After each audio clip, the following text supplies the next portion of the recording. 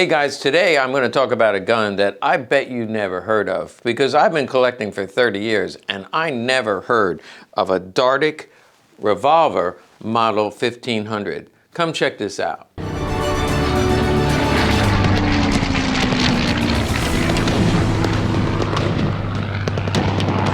Okay, so here is the Dardick Model 1500. Now, they did some marketing with this. They must have hired a marketer because they did something cool with the D on Dardick is a triangle, and then corporation, triangle. Logo is Dardick Corporation. All of that is to accentuate the triangle because the triangle is what is so revolutionary about this pistol. And I'll start off by saying it was a complete failure, never went into full production. Less than 100 were made. I'm not sure how many remain, but the ones that remain, and anytime I tried to find a video of it being fired, there were a lot of problems with it jamming, mechanical problems, so it never really took off, which is why it is so rare. Now, David Dardick was the one who got the patent in 1958. I think it went into production about 1959, 1960, and the company went out of business within a year. Let's take a look at the gun itself. We open it up. There's obviously some pieces missing, but the rounds are called trounds, or triangular round. That's where this logo comes from. Triangular round, it's quite unique. Now, the reason he went with the triangular rounds was because he said they fit better, and other people have said, yeah, this was a new design and it adds more space.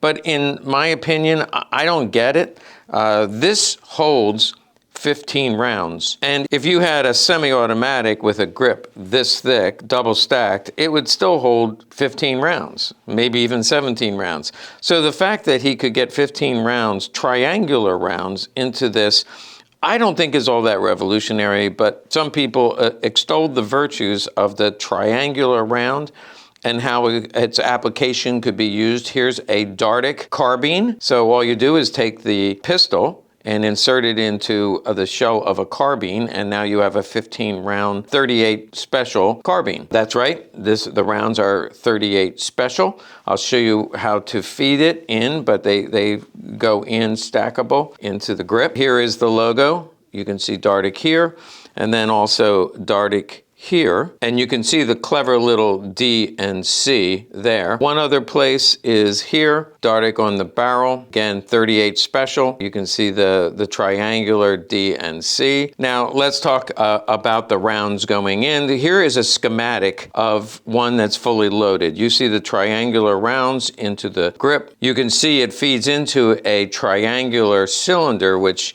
revolves around. So it actually is an open cylinder. Here I can just, again, push this button. It opens it up, and there's the follower. You feed the rounds into here. 15 rounds will feed into here. And then as it fires, you can see that this will turn green when it's loaded. So this is actually a signal indicator. When you move the round up, there it just popped up. If I had the rounds in here, and I don't have any rounds with me, I think they are available, but they're over $100. If I fed the round into there, then this turns green, so you know it's loaded. It does work in double action. Watch this. Works like this, and you can cock it like that. Works in double action. Here's the other side. Let's try rotating the cylinder here. There's the cylinder, triangular. There's 3 rounds that feed up. Eject, so it feeds up here, ejects out of here, 15 rounds loaded in here. To take it apart, there are 5 screws, 1, 2, 3, 4, 5. This is a piece of aluminum, and by the way, he did partner with Alco to make most of it is aluminum. The barrel is steel, but most of this is aluminum. Ian, if you go to Forgotten Weapons, you can take a look at it. He takes it apart and takes this off and takes the whole thing apart. I'm not going to do all that because you are probably never going to own one and probably never shoot one, and you've already seen how it works. I think that pretty much covers this gun. What I noticed as well is this is very flimsy.